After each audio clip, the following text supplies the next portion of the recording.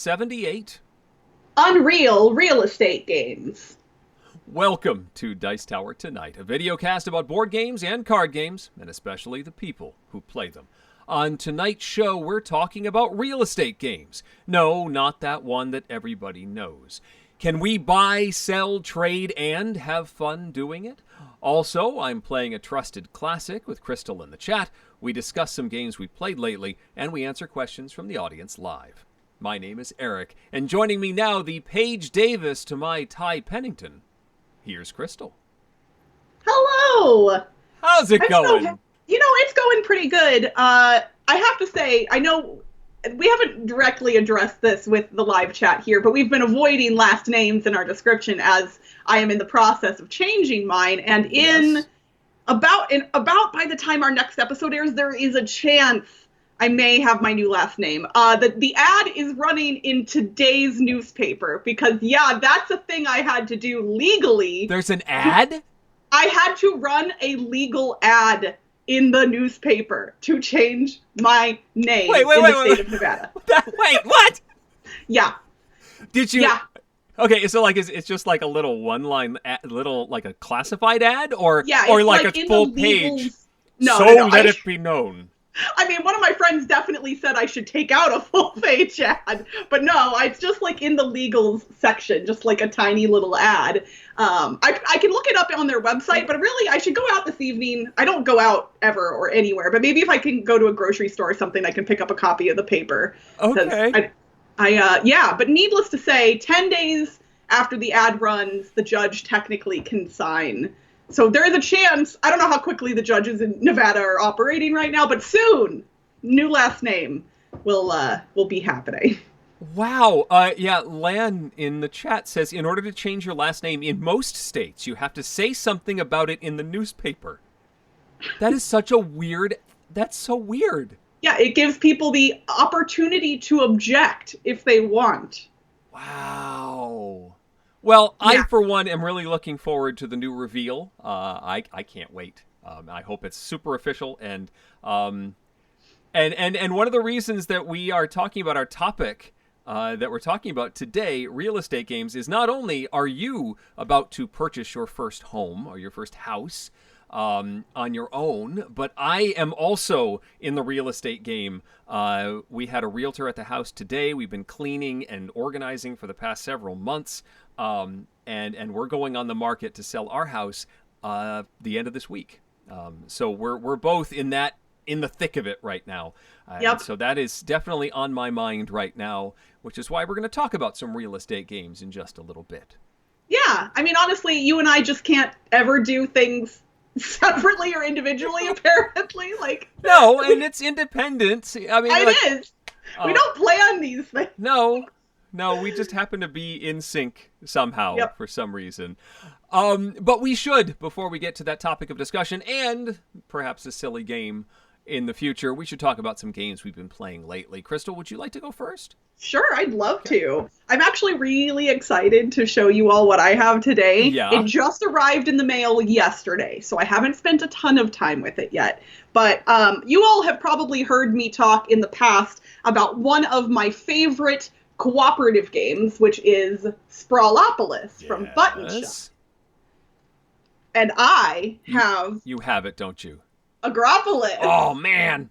The new standalone game that can be combined with Sprawlopolis. So, Sprawlopolis is a cooperative city-building game made up of 18 cards. Agropolis is very similar, only instead of constructing a city, you're constructing the country. And so the cards have different types of more agricultural themed areas like vineyards and farms on them. Okay. Similarly to Sprawlopolis, all of the cards have a scoring condition listed on the back. And at the beginning of the game, just like in Sprawlopolis, you choose 3 of the 18 cards at random. And those are the 3 scoring conditions you'll use for that game. So you get the same amount of cool variety that you do with Sprawlopolis in Agropolis.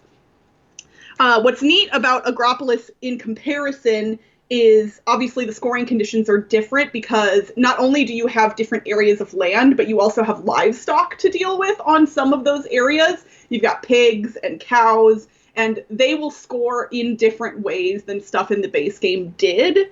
And what's even cooler is on some of the cards, let me find one that has it, there's a way to make the game more difficult if you get really good at it. And with the points in the corner, this is normally how many points this would add to your end game total that you needed to achieve.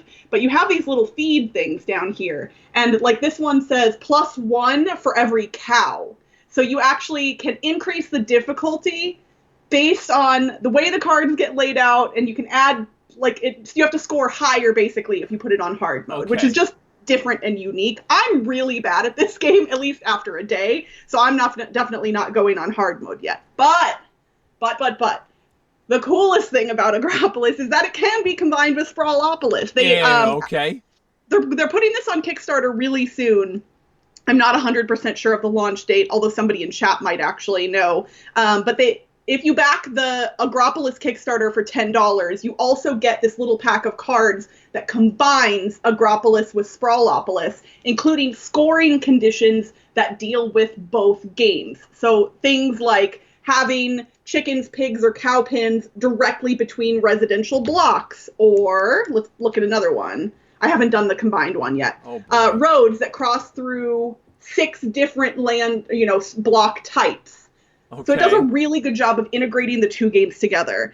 So if you do integrate, you have, like, instead of an 18-card game, it's now a 36-card game? Oh, that's interesting. I don't know if you use all of the cards or if you only pick 18 of them. Let's see. You shuffle the decks separately. Oh. And you draw the top card from each of the 2 decks, so you have one of each in your hand. I'm not sure. Sorry, I'm having to read the rules now. Again, this just came in the mail. I apologize for not having done all of my homework. I asked the question, so... No, I know, but I had to tell you all about this because I'm just so excited about it. I mean, when it comes to Button Shy's games, Sprawlopolis is hands down my favorite of theirs. I also really love Circle the Wagons and Tussie Mussy, but Sprawlopolis is my number one, and Agropolis is an easy addition. If you already know Sprawlopolis, it's just seamless to play Agropolis and to then, I think, add it in.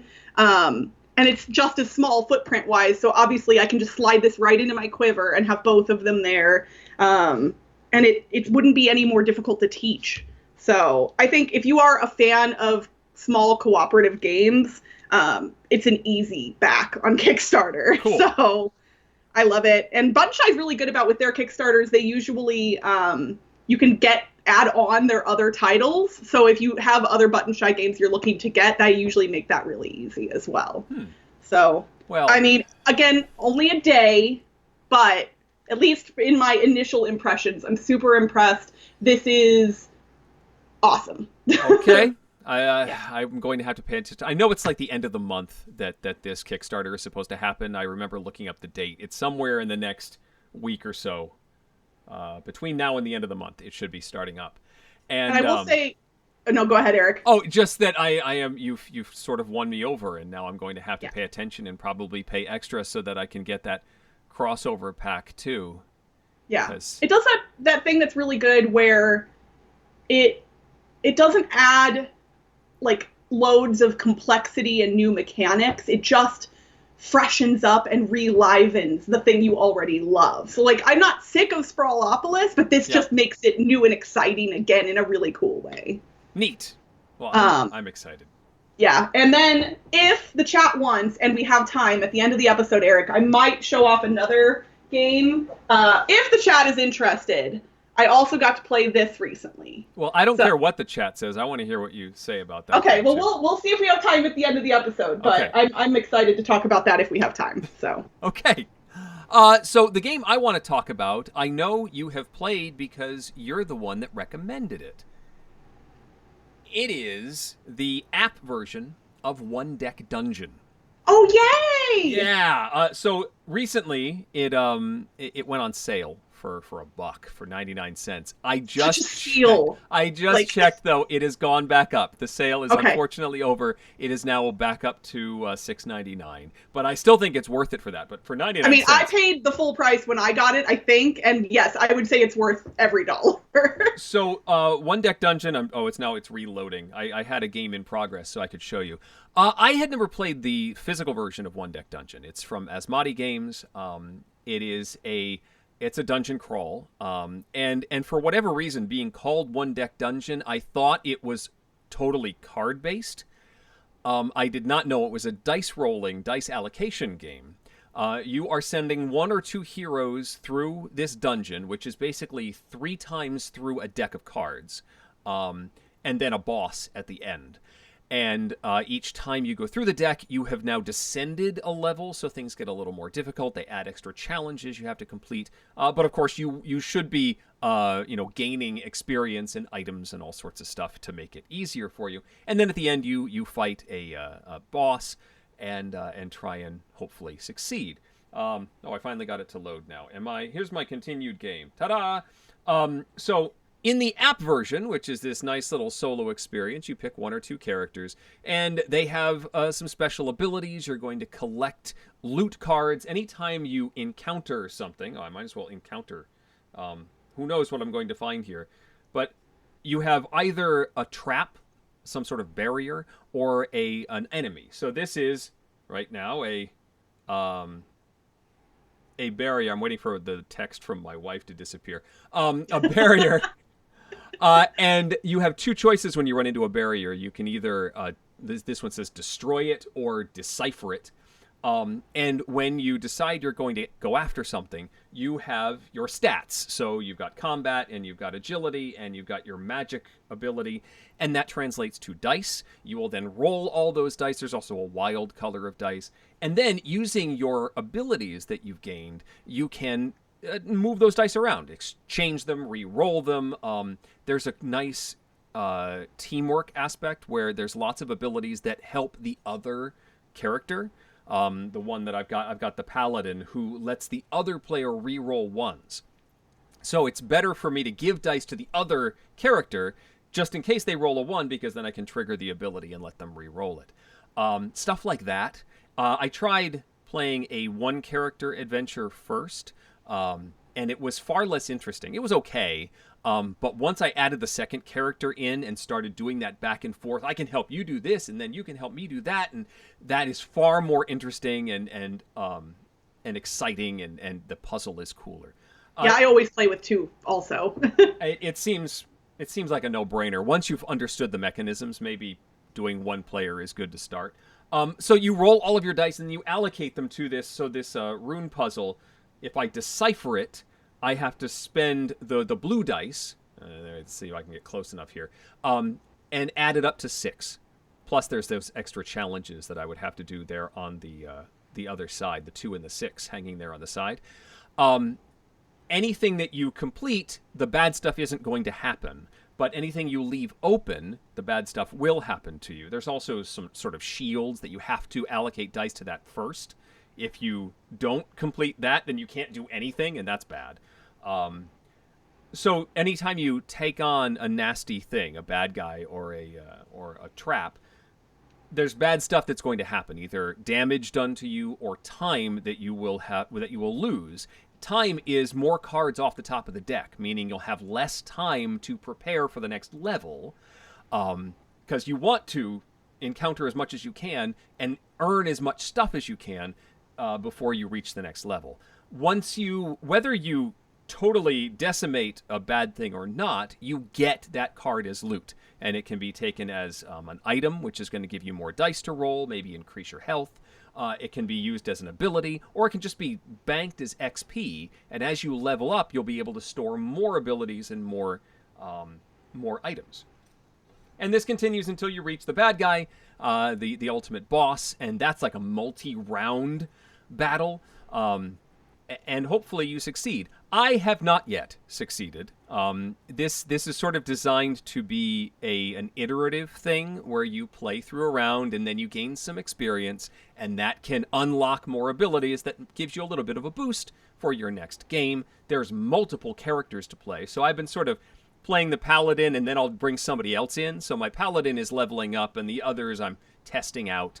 But I have yet to defeat the first basic dragon bad guy. But I am intrigued. It is a cool puzzle, and I love those abilities and exploring the different characters. And my gripe right now is that it is not a short game. Usually these small little things, that I want to be able to, get a game out quickly.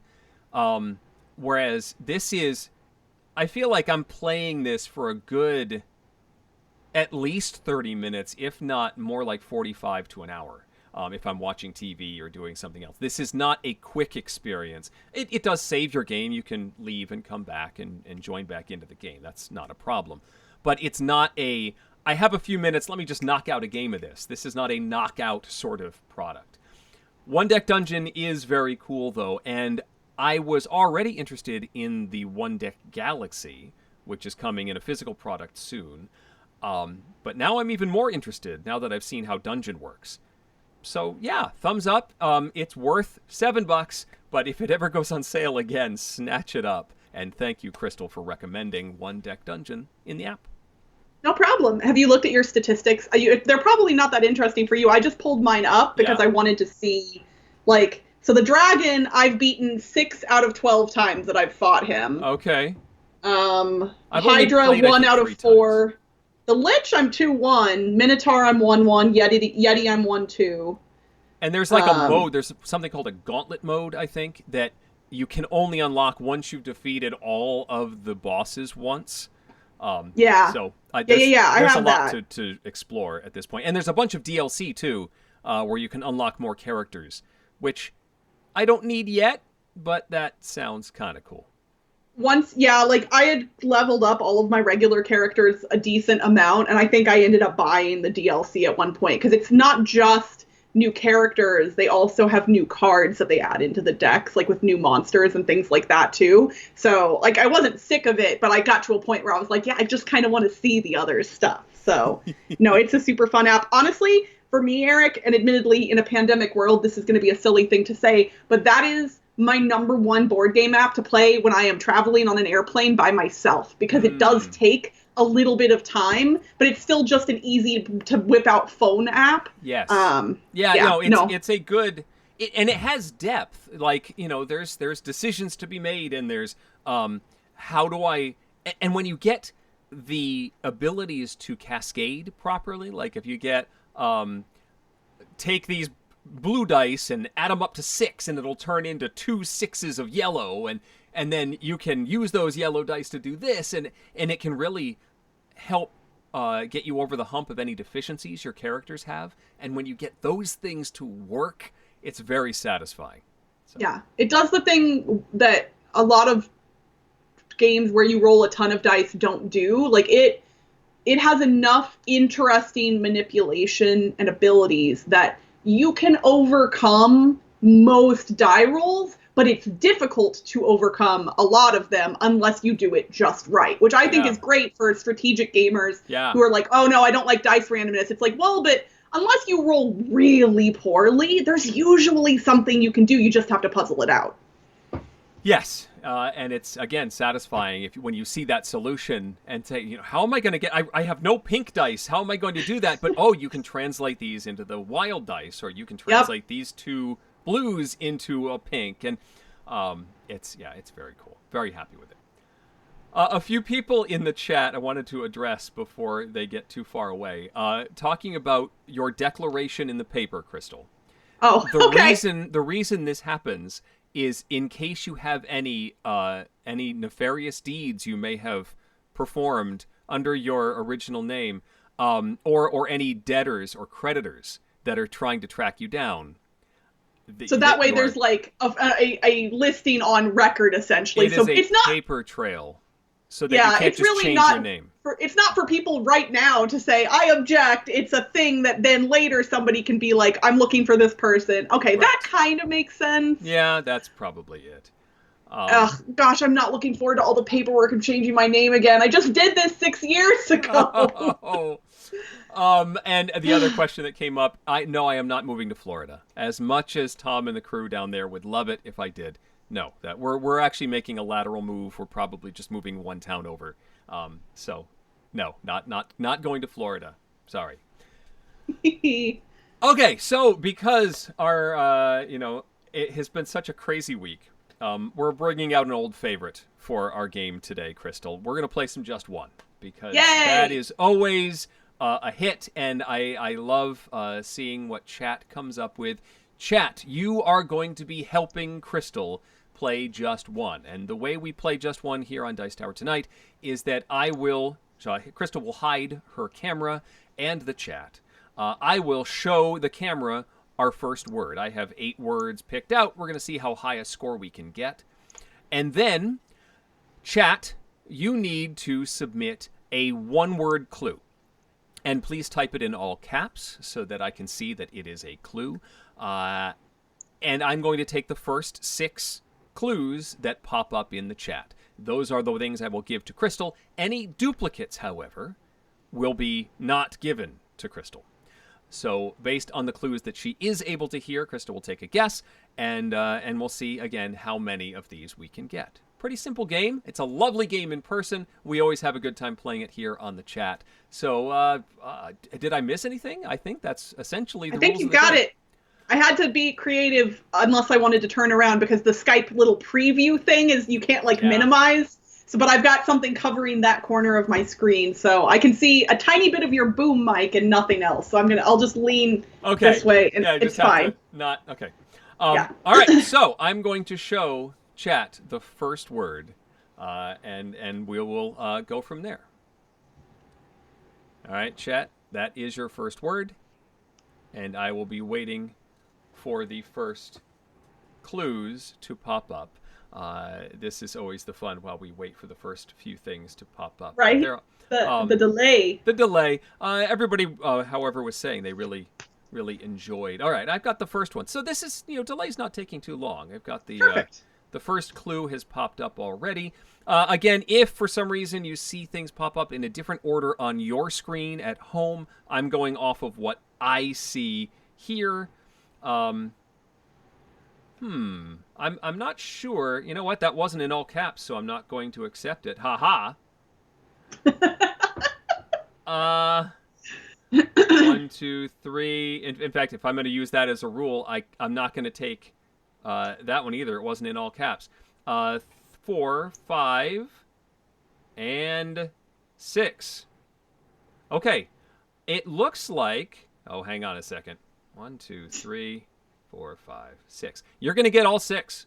Oh, nice. Because I'm skipping the ones that weren't in all caps. You got to follow the rules, people. Okay. First clue. Rust. Nail. Jeremy. Clothing. Board. And cross. Rust. Nail. Jeremy, clothing, board, cross. What? Because you try and self-edit things in your brain, and I know that right now my brain is not doing anything useful with Jeremy, even though that probably would help me. But I need to just because most of the things have seemed to do with wood or woodworking, except for rust. So hammer would be, or a rusty hammer. Would somebody say rust for hammer? That doesn't. Board, nail, cross. Jeremy. Jeremy's a great clue, though. I'm sure it is. Jeremy. I don't even, what, is there, a famous, oh! Is it iron? Iron. Very good. Yeah! Yes. Jeremy got I just showed it to the camera as if you were going to see my reveal. No, you weren't going to see my reveal. You've hidden the camera. I was like, what? Well, all right, well done. Iron is correct. So we're going to move on to number 2. Did she not hear clothing? Clothing. Oh, yeah. No, you said it. I you said it. clothing. I did say clothing. Yeah. I didn't write anything down, so that one I just didn't recall when I was rereading it or saying everything back out loud. I am going to show question number 2 to the chat. Somebody who was it? Howard said Jeremy Baramy is the first thing that came to mind. I mean, that is definitely a more prominent Jeremy in my mind as well. But Jeremy Irons is a really good actor, so yes. Okay, remember all caps for those clues. Otherwise, they're not counting because we have to have rules here. Okay, first clue has come in. I got a second. I've got a third. I've got a fourth. I've got a fifth, and I've got a sixth. Okay, they are all here, and you're going to get them all. Let me just make sure I cut it off at the right place and not scroll them off the screen. Okay, here you go. First clue is Harmon. Harmon. Okay. Second clue is hall, show, college, park, and abed. Abed. Harmon, hall, show, college, park, abed. I can only imagine how confused I look right now. You do. The things that entered my head, like Philharmonic? So like but you wouldn't Sorry, can you give me the words one more time? Sure. The first is Harmon, Harmon. So it can't be harmonic, because that wouldn't be allowed otherwise. Next is hall, Hall. Then show, Show. College, College. I like spelling. Park, Park. And abed, Abed.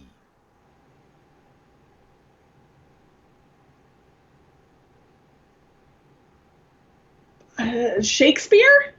Shakespeare is not correct. I'm going to put this in the not so great pile. I mean, Shakespeare in the Park, college. Yep. I don't know where Harmon is. I don't know what abed is. Whatever. Yes, as chat is saying that if you don't get that clue, then you probably weren't going to get the rest of it. Okay. That's fine. We'll explain in a little bit. Moving on to word number 3. This is our third. That's the sound effect that the word makes. I like the sound effect. As part of your talent as a voice actor, do you have to make a lot of interesting sound effects? Ever? Occasionally I have to do some fun things in books. Like I had to do crickets once. In the Jason Crane series, I had to do a bunch of crickets that were saying his name in like a dream sequence. So it was like Jason Crane, like these. I've had to do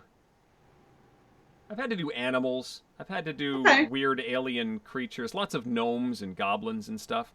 1, 2, 3, 4, 5, 6. I've got 6 on the board. However, one pair is definitely a duplicate. Okay.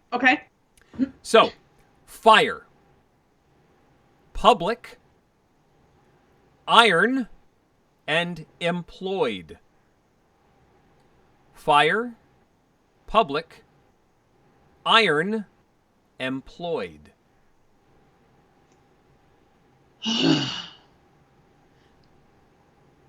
Fire, public, iron, employed. And chat has also discovered some other things. Oh, have they? Yes, they have. Like there's you like to make connections between things, but I don't have enough information. You've only guessed one word, so yeah, I don't have enough information to suss out what this is all leading me to. Yep. Iron, public, fire. Fire, public, Employed? iron, and employed. Employed.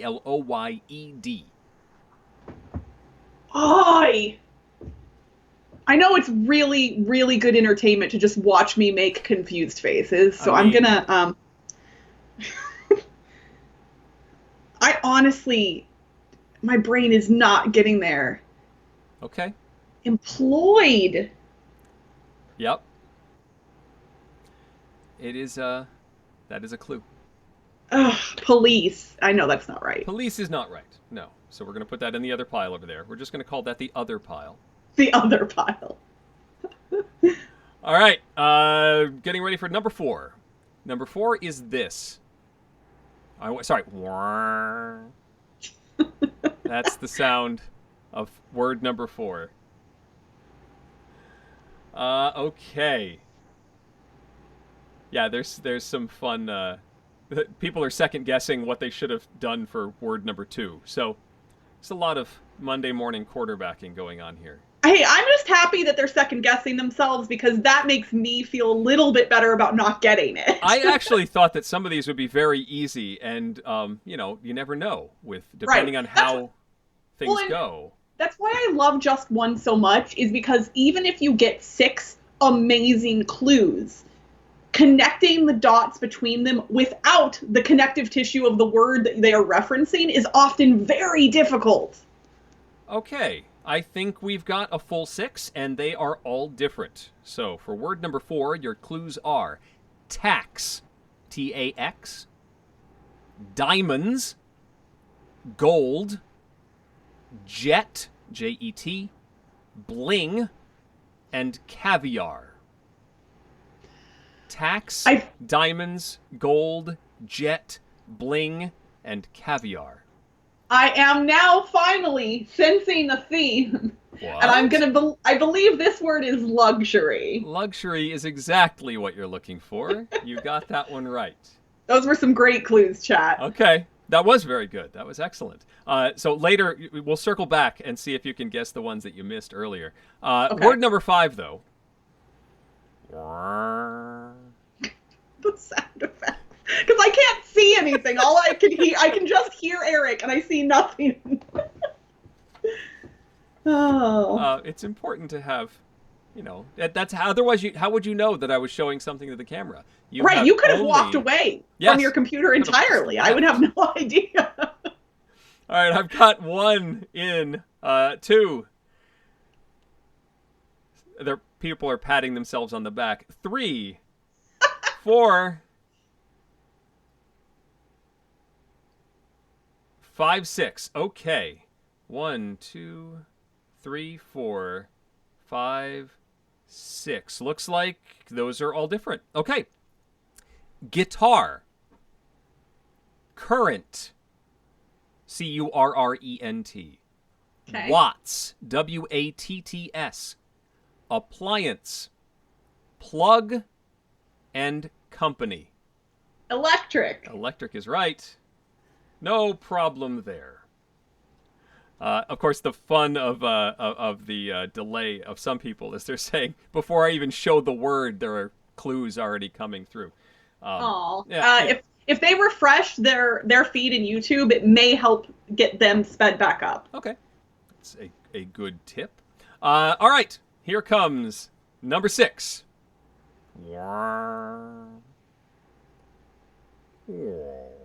I needed an out. Is in and is out. Okay. This one I'm interested in seeing what people come up with, because you never know.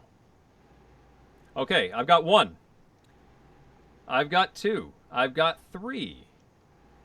I've got 4. I've got 5. So far they're all, and okay, they are all different. I was worried about this. Your clues are Pokemon, gadget, forward, stop, green, and sushi. Go. Go is right. See, it's a lot easier once you figure out the theme, isn't it? The theme helps immensely. I mean, admittedly, these are also all very good clues, but if I didn't know the theme, I wonder how easy they would be. Yes. All right. Moving on to number 7. I'm actually going to, because of the delay, I'm going to say I'm going to put a little 7 in the chat just to make sure that I'm separating the clues here. Okay. Here we go.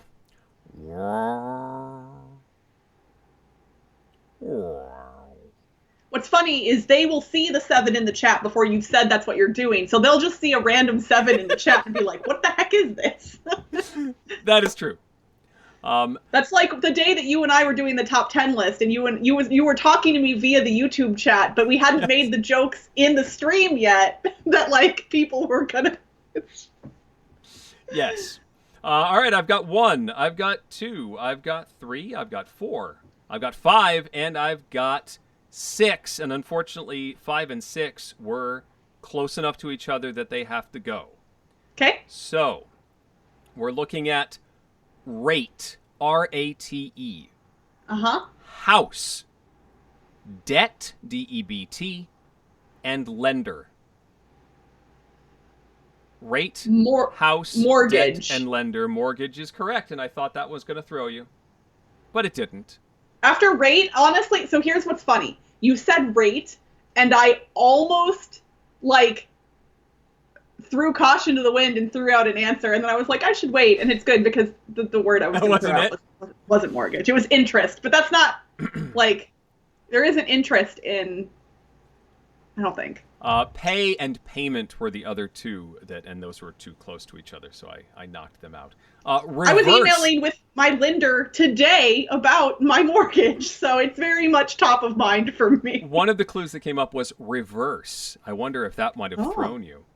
A reverse mortgage? I mean, I know what that is. I work in the financial industry, so I feel like I am more equipped for that kind of stuff than most people. All right. Well, we're finishing strong. There's one more. Let's see if you can get this one.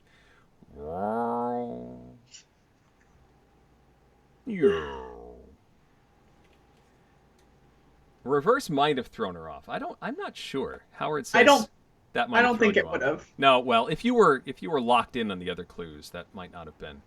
Yeah, it wouldn't have thrown me off. I don't think. And I know what a reverse mortgage is. So. Okay, like, I've got 2 clues. I have 3 clues. I have 4. I have 5, and I have 6.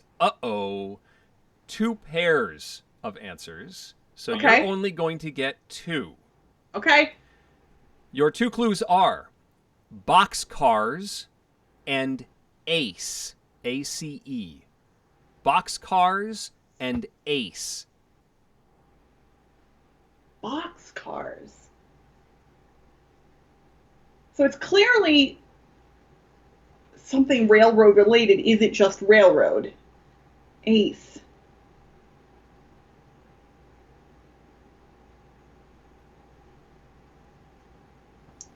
I'm going to say railroad.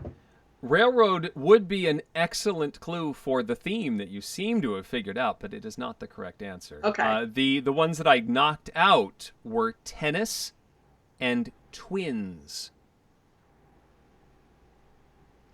Tennis.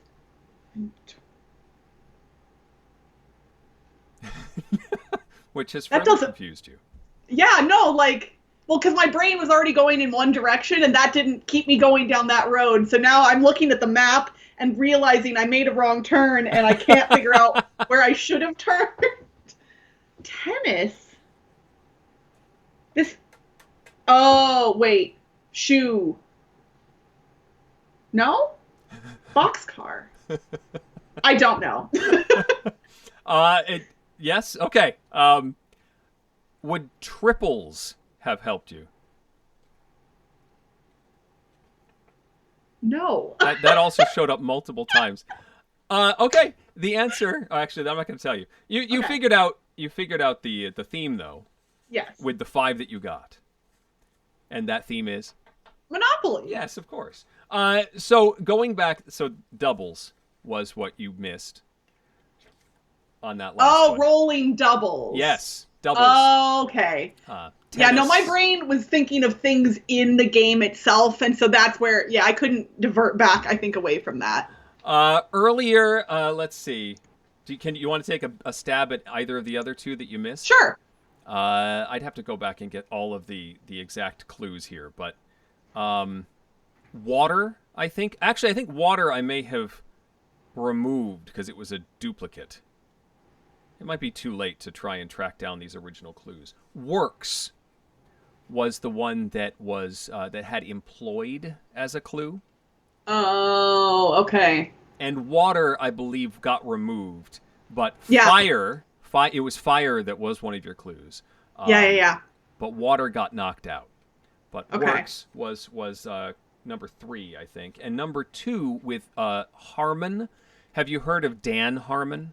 I have heard of Dan Harmon. Oh no, that's not. I was thinking of Dan Harrington, a poker player. That's not Dan Harmon. Who's Dan Harmon? Is he SNL? No, that's Phil Harmon. That was Phil Hartman. Dan Harmon created a very popular sitcom on NBC some years ago with a character named Abed about a group of college students at a community college.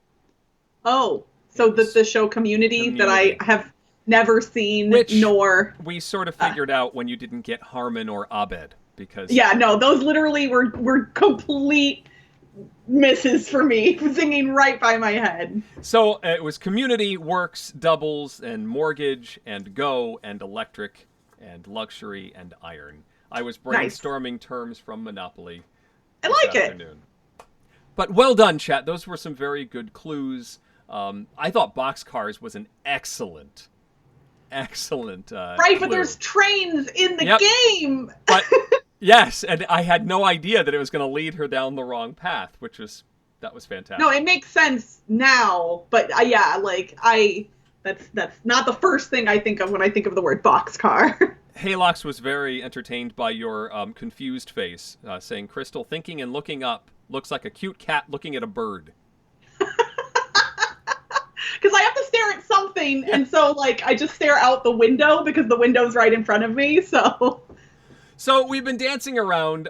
We have our topic that we wanted to talk about. Our thematic discussion is real estate games, and this is sort of a riff off of the classic response that we as board gamers get sometimes when we say, "Oh yeah, we play board games," and like Monopoly, and everyone has their different stock answer to that, but I sort of wanted to jump off of the famous property trading game and look at other real estate games and how other games quote unquote get it right. Although I will say that I am just fine playing Monopoly. I think it's a lovely little game. It is not a great game, but I enjoy playing it from time to time. But there are other games that do this whole buying and selling and improving property thing maybe a little bit better.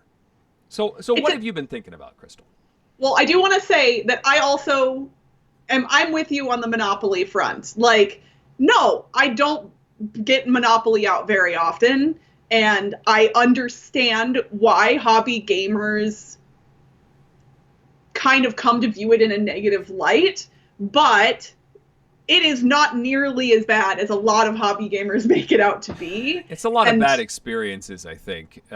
People playing it by house rules or not playing it by just the right rules at all. And then, not just Monopoly, but this is a tangent, but as you get into hobby games, I think you kind of, we get this weird snobbishness about the lighter games we used to play. Yeah.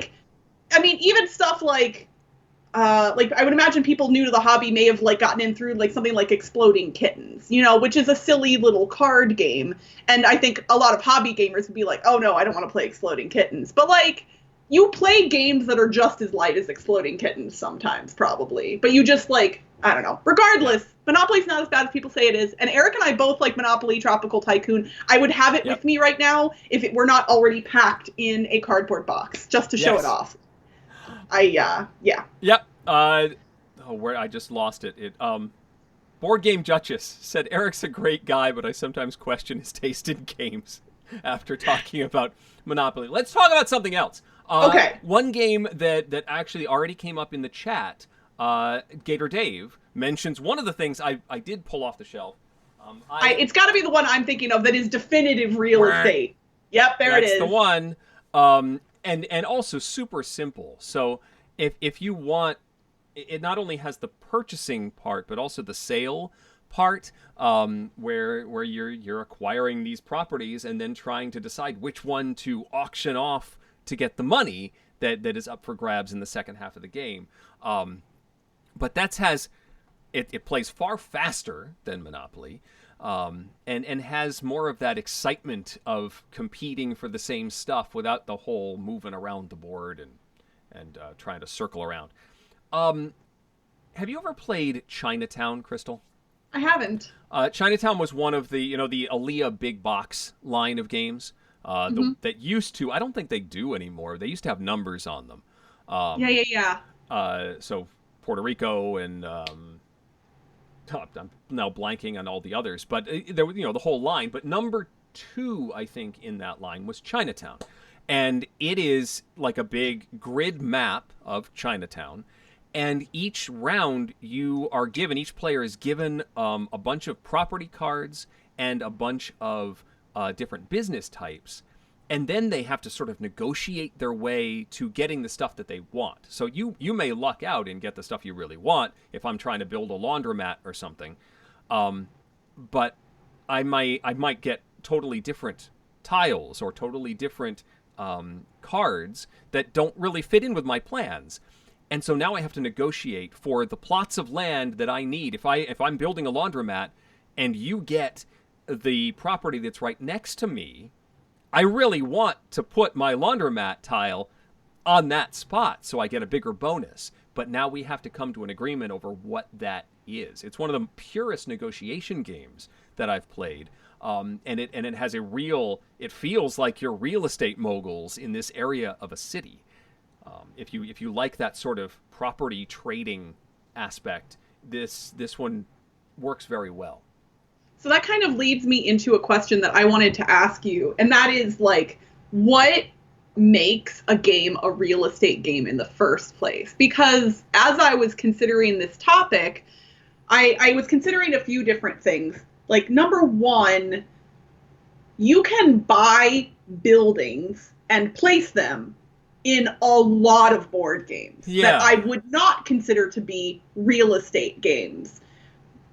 But real estate for me, like, there is no, like, mechanic category on Board Game Geek that is real estate. There are things that are similar, and one of the things that tends to pop up in most real estate games is the mechanic of economics or economic-themed game. And that, to me, feels like kind of the defining characteristic of a real estate game, is that it involves the purchasing of either land or buildings in some capacity, and that there is more of an economic aspect of it than just you spend money to buy the thing and it exists now. Does that kind of fit with where your head was at? Yeah, I mean, definitely you can't really dissociate the economic aspect with a real estate theme. Although, I guess so. I'm separating the property trading and acquisition part of real estate.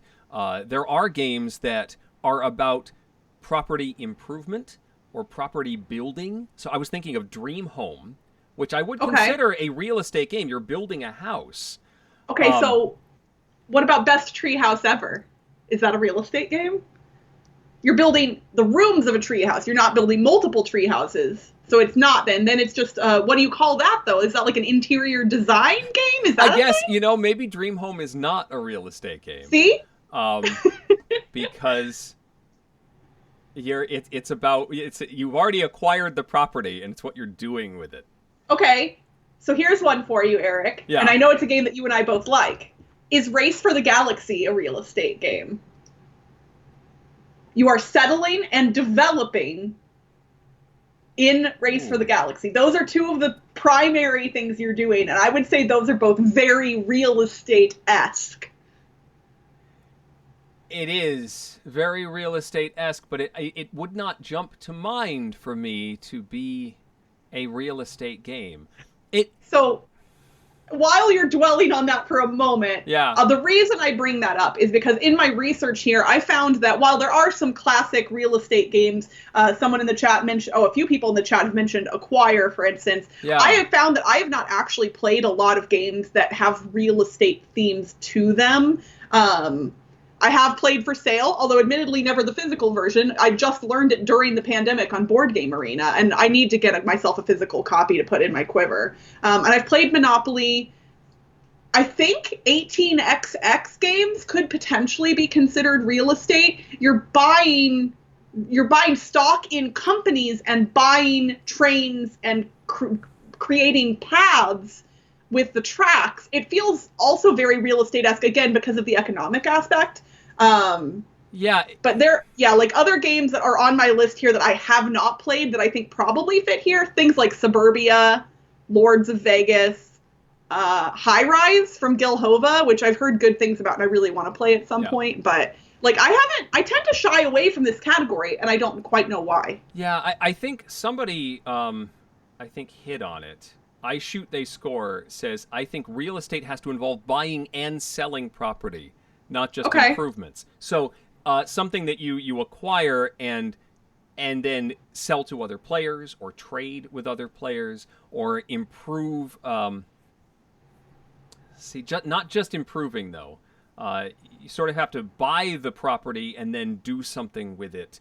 Buying and selling is usually necessary to make this a real estate game. You mentioned Acquire. I never really think of Acquire as a real estate game and more as a stock game because while it has this physical representation, the grid board that represents the size of different companies, I never thought of that as an actual geographical representation. It's more of it's like market share.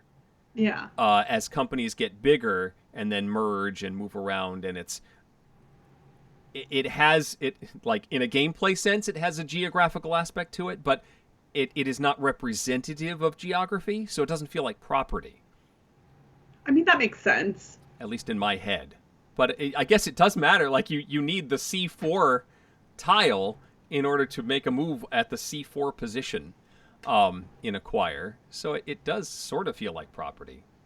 Now I'm confused and I'm questioning everything. I mean, when you brought up this topic for us to discuss tonight, I was struggling because, again, I don't tend to gravitate toward these types of games. I actually, as a joke on my list, wrote down the dexterity game Men at Work because it's about construction. It's not a real estate game. Chat, you don't have to yell at me. I know it's not a real estate game, but that's where the bottom of the barrel was for me. Is I was like, I just don't play a lot. And I think, honestly, I don't play a lot of economic games in general, and this kind of falls within that category to some degree. I took a couple. I mean, now that we've decided that like home improvement is not the topic we're looking for, I don't know why I'm talking about this anymore. But I pulled out Blueprints, which is a Z-Man game about building sort of skyscrapers and dice structures. Kind of counts though. I wanted to say that it does, but now I forgot about Blueprints. I've played Blueprints and really like it. I would say that, but then it doesn't have the selling aspect at all, right? Like it's a building game. It's not necessarily real estate. I think you need that selling component. Right. I mean, because otherwise, then Rhino Hero is a real estate game. It's not. Like if you sold the building afterward, maybe. The Rhino is actually a prospective buyer traveling up the floors of the building, examining it, and then eventually he will purchase it. The Rhino Hero is a home inspector, you see, and must check all the levels of the building. That's a pretty bad home inspector when he's the one that causes the building to collapse sometimes. Cities Skyline was mentioned by Board Game Duchess as a That's fairly new, right? Or no? I think it is. Is that Cosmos? It's the one based on a video game, I think. Yes. Halo X said we would never yell at you. I mean, I know you wouldn't, but, Is Gator Dave calling you Crystal X now? I don't know. So. I missed that. City building games like Suburbia, we discussed that. I'm not sure that Suburbia works. I haven't played it, like I said, so... Yeah, it's much more of a tile-laying game. It doesn't have the selling of property. I think that's really the key that you need here. And Monopoly works because it has the trading aspect. You acquire stuff and then you can get rid of it, and maybe it's worth more or less than what you paid for it.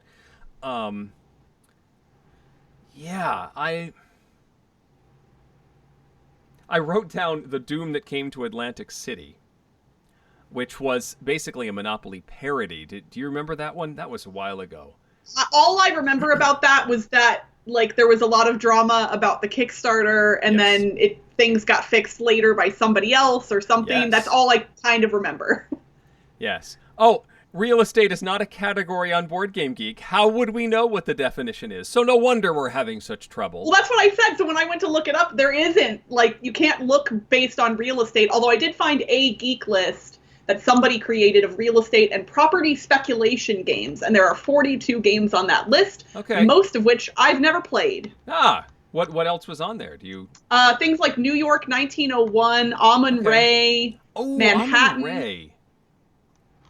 Is that good? I don't see that. Amun-Re. So Amun-Re is an auction game where you purchase these plots of land and then improve them with the hope of getting a return on your investment as far as victory that sounds points very go. real estate. And then there's a second era. So, you finish the first half of the game, all of the humans die out and the pyramids remain.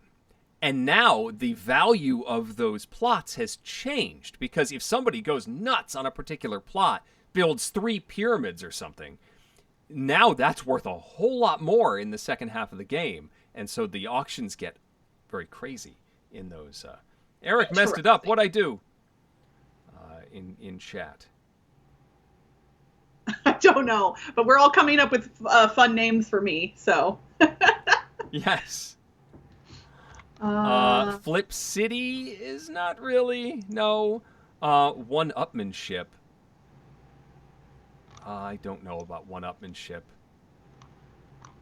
I'm trying to look through the rest of this and see if there's any big titles that Metropolis I've never played. Is that with the Y in the title, or is it a different... No. Okay.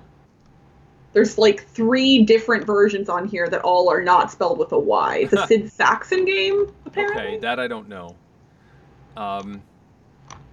Slumlord the game. Yeah, there are games about tenants. There's oh golly, is it a Freedom and Freeze game? Landlord. I think it's called Landlord. It's one of the few games by Freedom and Freeze that doesn't start with an F, at least in English. It's a card game about building apartments and filling them with tenants, which I guess filling apartments with tenants could be considered a real estate game, I think. I mean, yeah, basically what we've determined this episode, chat, is that we get to call whatever game we want a real estate game, because there is no definition. We're in charge, really. Yeah, y'all, you, the chat and us, we get to make the rules here, because that's what we do on Dice Tower tonight. Oh, Eric messed up the theme because real estate is not a theme in Board Game Geek. So this should never have happened, is basically what we're saying. This whole discussion, it never happened. So Jerry, I have to address your comment, because the answer is yes, but a slightly different way. So my middle name is actually Anne. So I actually considered for a brief moment crystalline entity. Like, I literally considered that because I could have, if you say it correctly and fast enough. That is not what I went with for my last name, although I honestly really like how Crystal Entity sounds. But entity, it takes a lot of work to say that word. Entity. Entity, yeah, that's... Entity. I'd have to practice that. The too many T's thing. It looks nice, but that is not the last name I went with, although it wasn't. Now, Crystal Entity. Yeah, I'd have to add. Yeah, it's hard to say. I'd have to do mouth exercises before we started. You will not have to do mouth exercises for my actual new last name. It should be quite easy to say. Oh, good. Lan mentions Monopoly Deal. It's a one-deck game. I really enjoy Monopoly Deal, too. And for a while, I think it's out of print now. Maybe it must be available somewhere. They printed a million of them.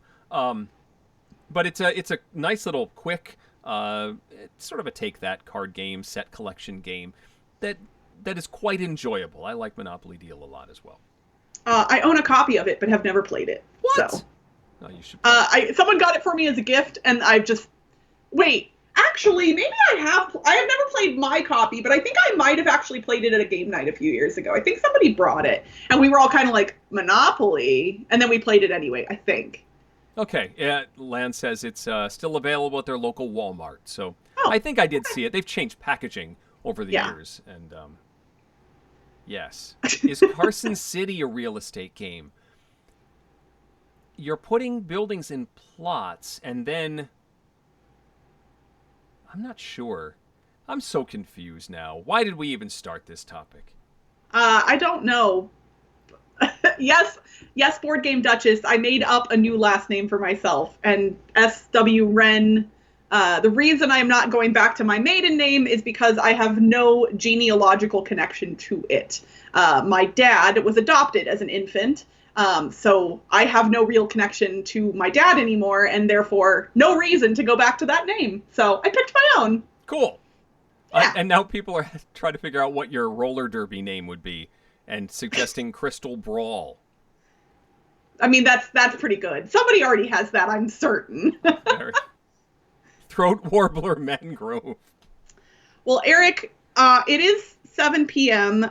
We can hang on here, obviously, for a few more minutes if you do want to hear about Mariposas. Yes. But do you have anything else that you wanted to say about the real estate topic before we move on? No, I don't. I think we've plunged into the woods.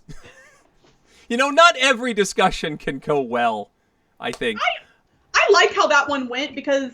So the thing that I like that you and I do, Eric, I'm going to toot our own horn here for a second, is we don't just talk about the same topics that every other board game content creator is talking about at some point. Like, we could do our top worker placement games, and that's a valid list, and it would be fun to do. There's nothing wrong with it, but I like that you and I kind of go off the beaten path a little, right? Like...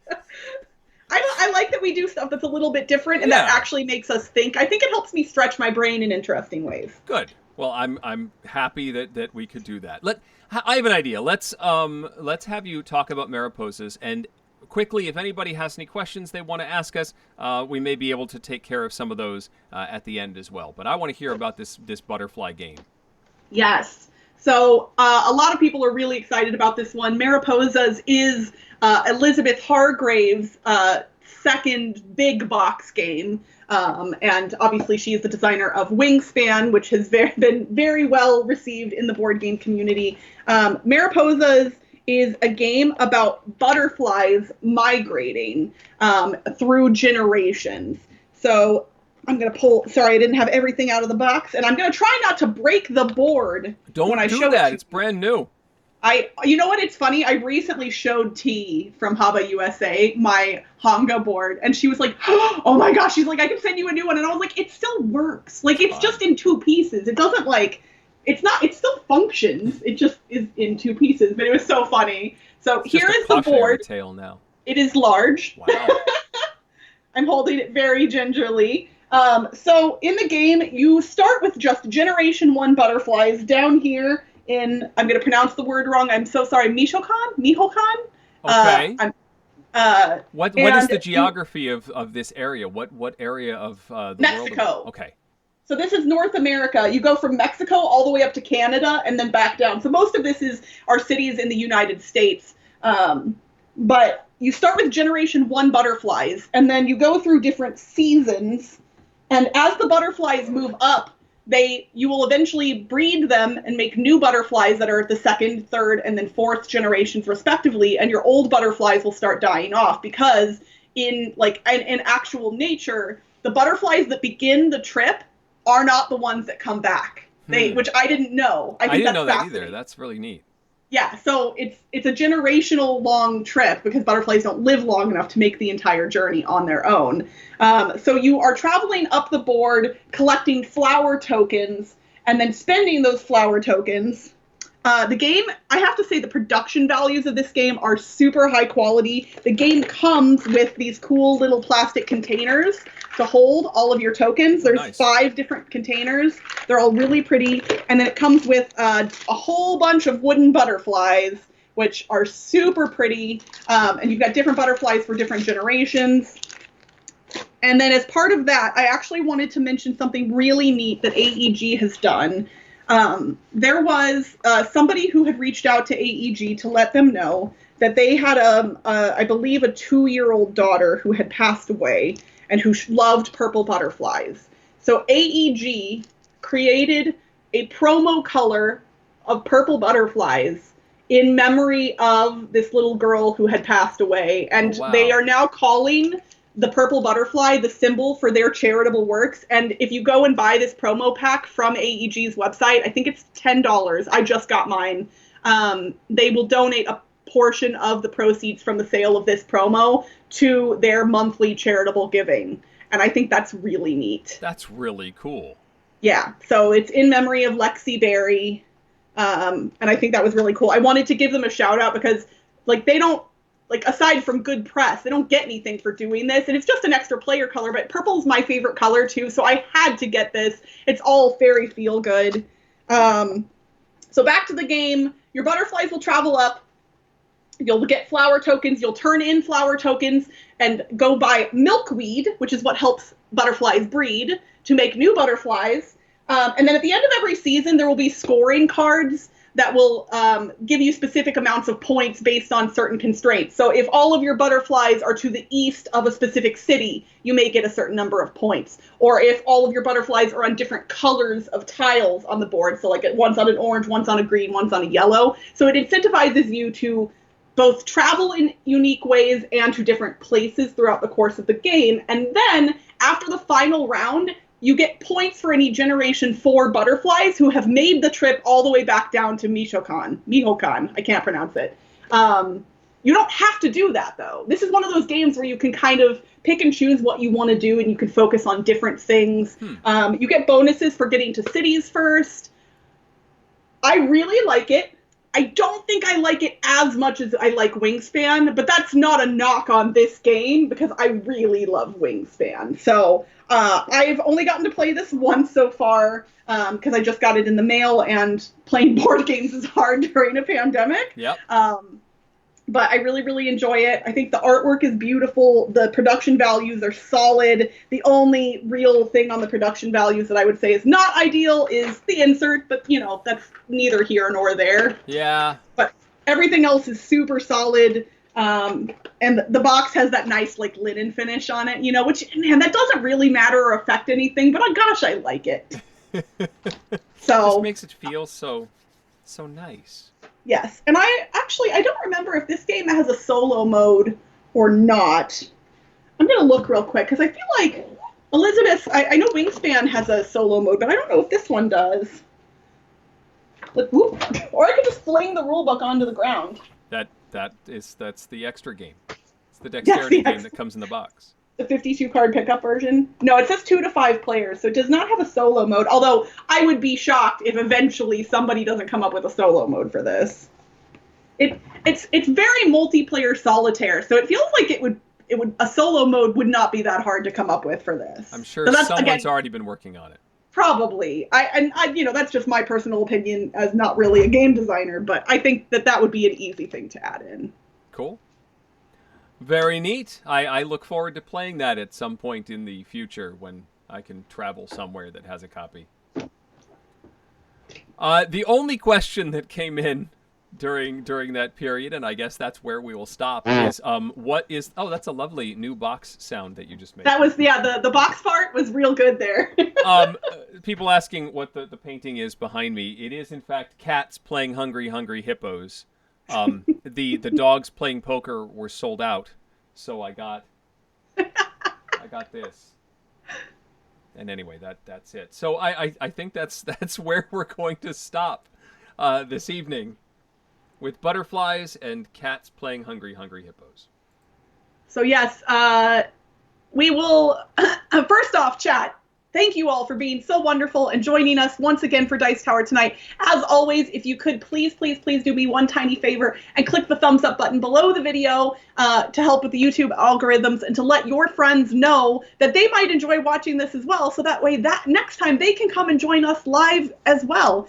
Next time, in fact, will be 2 weeks from tonight. We do this show every 2 weeks on Wednesday evenings. So we will be here again September 30th at 6 p.m. Pacific. 9 p.m. Eastern, and at that point, I will be a homeowner, Woo! like for real by myself. I get the keys on the 28th, so all right. Depending on if I have new internet, even though I won't be moved in on the 30th, I told Eric there might be a chance that I will take my Microsoft Surface over to the new house if I have internet. We all want a tour. You have to lead us around. Oh my gosh, I totally could. If we were on the Microsoft Surface, I could literally show you the house. We'll see. No promises in that regard, and I may have a new name by then. Lots of things are changing, Eric. I'm excited. You know, after the year that everybody has had, we could use some positive changes. I think. And maybe I'll have good news on my house too. Who knows? I hope so. I have no idea. So thank you again, chat. We will see you in 2 weeks. But until then, I'm Crystal. I'm Eric. And you've been watching Dice Tower Tonight. Thank you for watching. Promotional consideration has been provided by game publishers in the form of review copies of games. Crystal and I will see you in 2 weeks for another installment. Our show is supported by viewers like you. Thank you. Dice Tower Tonight is produced by Crystal and me with assistance from Tom Vassell, Mike Delisio, Roy Cannaday, and Rob Siri. Limited outdoor restaurant seating provided by One Deck Luncheon. Timothy Pinkham composed our theme, and hosting is provided by Cool Stuff Inc., where you can find great games at great prices at coolstuffinc.com. Give us your feedback on the Dice Tower Guild at Board Game Geek, on Facebook or Twitter, or by emailing us at crystal@dicetower.com or eric@dicetower.com. And don't forget to visit the other shows in the Dice Tower Network. Find something new at dicetowernetwork.com. Until next time, from all of us at the Dice Tower, have fun gaming. Did you come up with that one? Because I liked it. No. I've been sitting on that one for a while. It just seemed very appropriate. You know, it's the timing. We're all eating outside and we're playing One Deck Dungeon. It all made sense. The time was right. This is the way. All right. Bye, everyone.